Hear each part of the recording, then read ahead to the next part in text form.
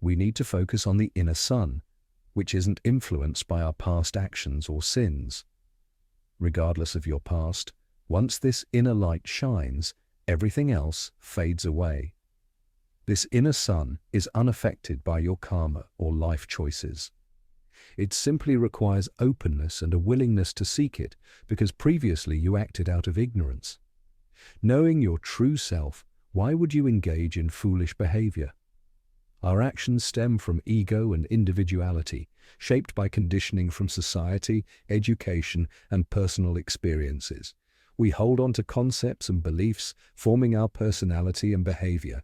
However, this individuality must dissolve completely. The person clinging to knowledge and believing it to be true must vanish.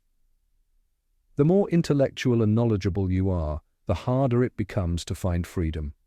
Simpler individuals, like country folk, find it easier, while analytical minds struggle more. It ultimately depends on your openness and eagerness to understand where the problem lies. Once you comprehend this and desire freedom, your liberation is from your own mind and concepts. Clinging to these ideas only fuels the ego. If opposing viewpoints agitate you, it indicates remaining ego. This can apply to any topic. Arguing for fun is harmless, but tightly held beliefs reveal strong ego. We often think our path or teachings are the ultimate truth, but all paths are valid as long as ego dissolves. Ego is the sole obstacle, making you your own hindrance. You can either remain an individual or become pure awareness, pure presence, a shining light. It's the same person, but when they turn inward, they see their true face.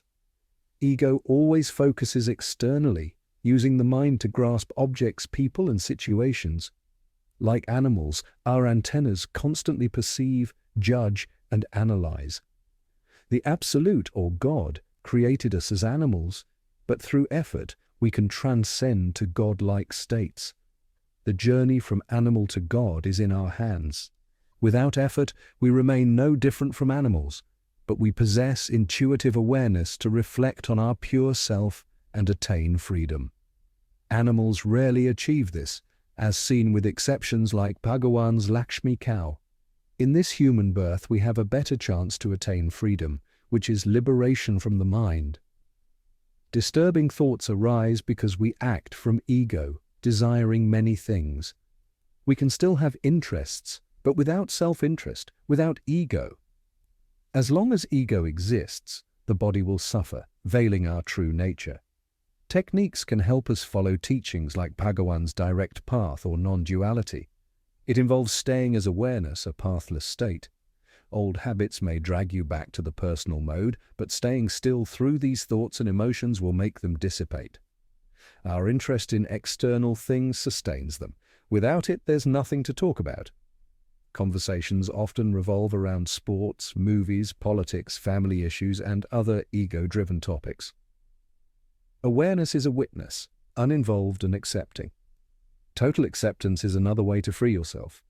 Accepting everything as it is leaves no room for prayer. A person who accepts everything has no need to pray for change. If you resist, it means you haven't fully accepted.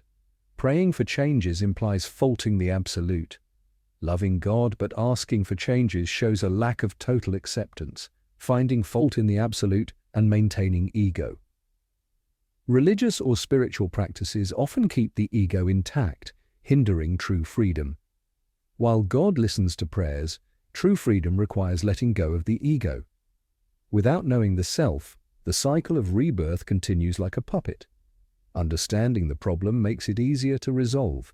Only a self-realized person, a jnani, is truly happy, accepting everything as God's creation. A person with ego wants things to favor them but can't change anything. An enlightened person can change everything but desires nothing, understanding the Absolute's role. Realized beings like Jesus, Buddha, or Ramana Bhagawan don't intend to change things. Good things happen naturally. They have no intention to change anything, knowing the Absolute. The egoistic individual, the tiniest in the cosmos, wants to change everything but fails to understand responsibilities, only knowing rights. The ego fades away, and with it, stress and desires. True freedom is from desires and ego, leading to bliss and contentment. This bliss isn't describable, experienced beyond words. Letting go of the ego seems hard, but what follows is indescribable. The mind, body, and everything else stem from the absolute, which can't be described. You become nothing, shedding self-importance but gaining gratitude for the absolute. Devotion to the pure remains, as everything is part of the same source. The process of realization varies, but it happens inevitably if you maintain interest and effort. Praying for freedom is the purest desire, as only God can reveal God. Once you know the self, you realize the illusion and truth, both stemming from the same source. Interest in the truth dispels illusions, with grace guiding you. Loving and respecting yourself, paying attention to the pure, leads to self-realization. This inner journey may be slow or rapid, but it happens without exception if you persist. The awareness within you will reveal your true self, free from external distractions. The path is about staying as awareness, shedding ego, and discovering the indescribable truth within.